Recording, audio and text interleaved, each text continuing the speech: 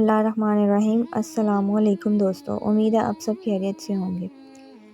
اس عورت کے فلاں مرد کے ساتھ ناجائز تعلقات ہیں۔ غسل کے دوران مدینہ کی ایک عورت نے عورت کی میت کی ران پر ہاتھ رکھتے ہوئے یہ الفاظ کہے اور اللہ تعالیٰ نے اپنی ڈھیلی دی ہوئی رسی کھینچ دی۔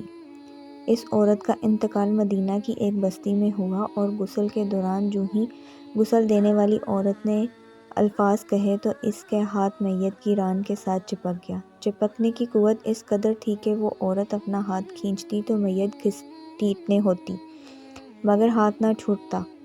جنازے کا وقت قریب آ رہا تھا۔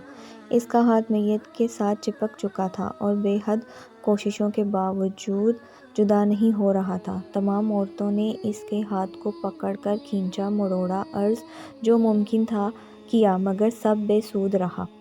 دن گزرے، رات ہوئی، دوسرا دن گزرا، پھر رات ہوئی، سب ویسا ہی تھا۔ میت سے بدبو آنے لگی اور اس کے پاس ٹھہرنا بیٹھنا مشکل ہو گیا۔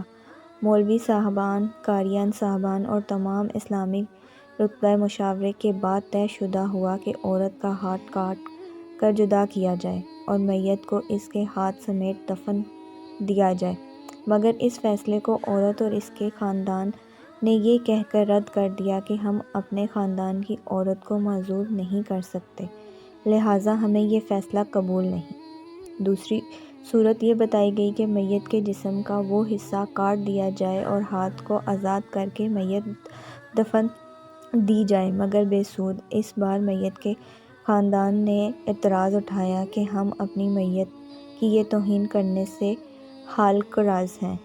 اس دور میں امام مالک رو قاضی تھے۔ بات امام مالک تک پہنچ گئی کہ اس کیس کا فیصلہ کیا جائے۔ امام مالک اس گھر پہنچے اور صورتحال کی۔ اس عورت سے سوال کیا، اے عورت، کیا تم نے غسل کے دوران اس میت کے بارے میں کوئی بات کی؟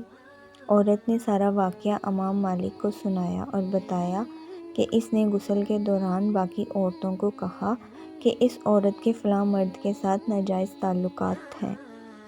امام مالک نے سوال کیا، کیا تمہارے پاس اس الزام کو ثابت کرنے کے لیے کوئی گواہ موجود ہے؟ عورت نے جواب دیا کہ اس کے پاس گواہ موجود نہیں۔ امام مالک نے پھر پوچھا، کیا اس عورت نے اپنی زندگی میں تم سے اس بات کا تقاضا کیا؟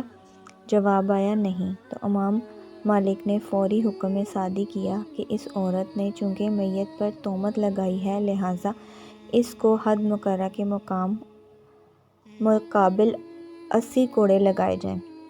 حکم کی تعمیل کی گئی اور پورے 80 کوڑے مارنے کے بعد اس عورت کا ہاتھ میت سے الگ ہوا۔ آج ہم تہمت لگاتے وقت ذرا بھی نہیں سوچتے۔ استغفر اللہ۔